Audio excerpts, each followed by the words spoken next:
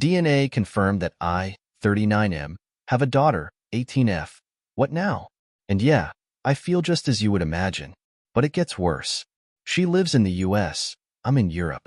I don't know how to do this and really need advice. So what happened is that months ago I got a call from a US number. Didn't answer since I don't know anyone there. Then again the same day, so I answered ready to yell at some scammer. A girl on the other side introduces herself and just say that she thinks I might be her father. That was the first thing she said. Hi, my name is Jane, and I think you might my father. Fake name. Obviously, I told her I don't have any children and that she has the wrong number. But then she drops a name I haven't heard in, you guessed it, 18 years. Back around that time, I was in the US for a year on a job exchange with our sister company. Met a woman there, and we hooked up over maybe a few months. I remember buying condoms after meeting her, but I can't remember if we used them every time. Anyway, I gave her my non-US number, but never heard from her again. The girl on the phone asks me if my name is Opie, and I freak and almost hang up on her. She tells me more about her mother, and I just sit there like an idiot. She'd found my name and number in her mother's diary, and now as she turned 18, she wanted to contact me. She lives with her relatives now since her mother is unable to take care of herself for some reason. I still don't know the details there. She asked me if I'd be willing to do an ancestry DNA test and even offered to pay for it.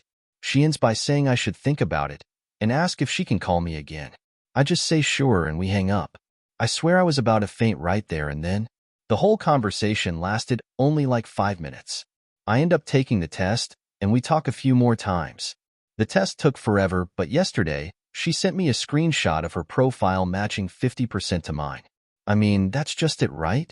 We haven't spoken since, just messaged some. I lied and told her I've been busy and we'll talk later, which now makes me feel like an ass. Up until this point, I've kept it together, holding on to the thought that I'm probably not the dad, but now I can't deny it. It's probably been half my life since I last cried. I haven't told anyone this. I was kinda hoping the DNA test would come back negative, and then I wouldn't have to. How to even break this to my family? I just know they'll all want her number so they can call her, and then they would start flying over to see her or bringing her here. They're really pushy like that. My mom is going to freak out. I don't see my family more than a few times a year, but we'll all get together during Easter. Should I do it then with all of them at once or one at a time? I have a picture of Jane, but not much more info than what I've written here. I'm the youngest sibling, and now I suddenly have the oldest of the cousins in the next generation. And I never wanted kids at all. I just don't like them and hate being tied up. Even had a vasectomy since then. And that's the easy part. The real problem is what to say to Jane. Can some sane person give an example of what to say? I've promised to call her tomorrow. Has anyone discovered they have an unknown child? If so, what did you do? How did it go? How did you connect? What happened when you met for the first time?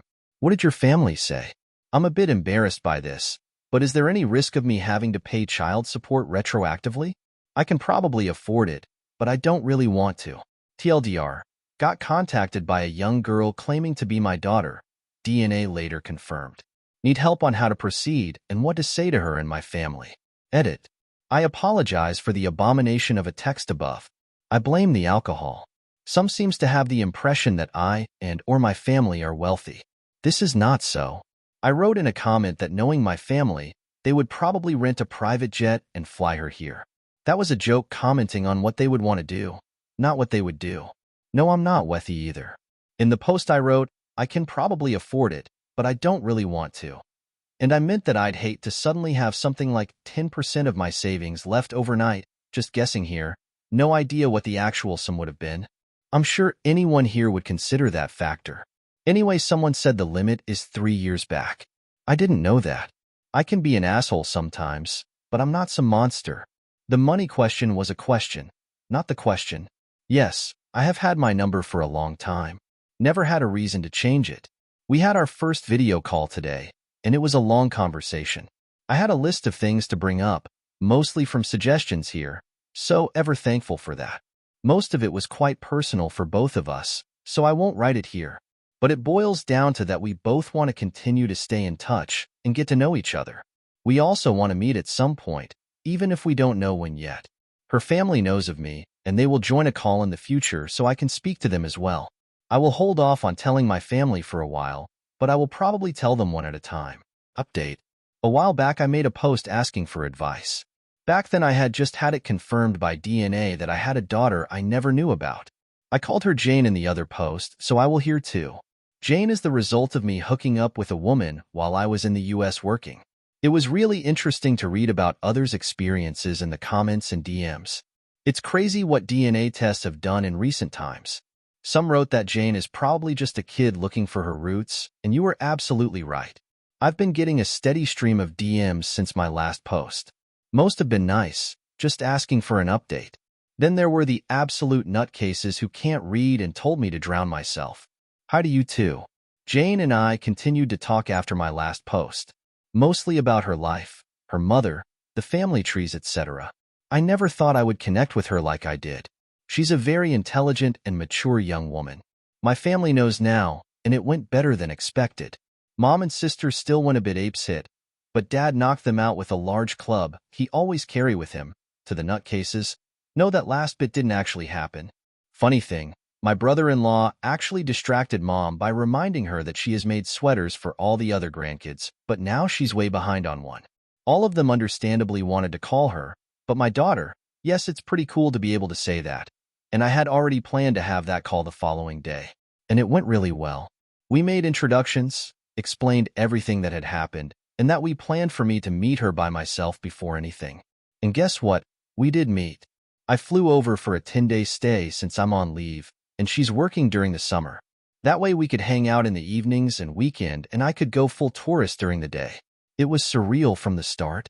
I landed at the very same airport I left from almost 2 decades ago, and she was there to meet me together with her aunt.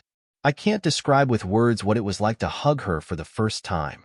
I'd seen her many times in video calls, but she was just so beautiful IRL I started crying. I met so many people in the first couple of days, I can't remember the names of half of them.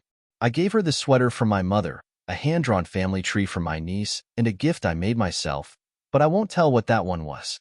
While I, still, don't agree with the Georgia weather, I had a blast during the days just walking around town. I went to Jane's workplace almost every day and pretended to be a regular customer. We had lunch and dinners either alone or with the rest of her mother's side of the family. All of them were so nice and welcoming to me. I visited their house every day, but chose to stay at a hotel since I didn't want to be a bother or impose myself too hard on Jane's life. Obviously, Jane and I talked a lot, about anything and everything, but mostly about her upbringing and her mother. I mentioned in the previous post that her mother wasn't able to care for Jane. I didn't press that subject much at first, but it was unavoidable after a while. I won't get into all the details, but her mother is sick and has lost some cognitive functions. She recognizes Jane and some family members well enough, others not so much. We went to visit the facility where she lives and Jane introduced me by name and not as her father. She sadly didn't recognize me, so I stayed in the background for the remainder of our stay. Seeing a woman not much older than myself in such a state was a somber experience. So yeah, that was me rambling a bit about what happened after my last post. There was obviously a lot more, but most of it is deeply personal and emotional, and I won't go through it here. I'm back home, and we are keeping communications open. I'm definitely gonna fly Jane over here at some point when life allows it. But other than that, we have no specific plans for the future.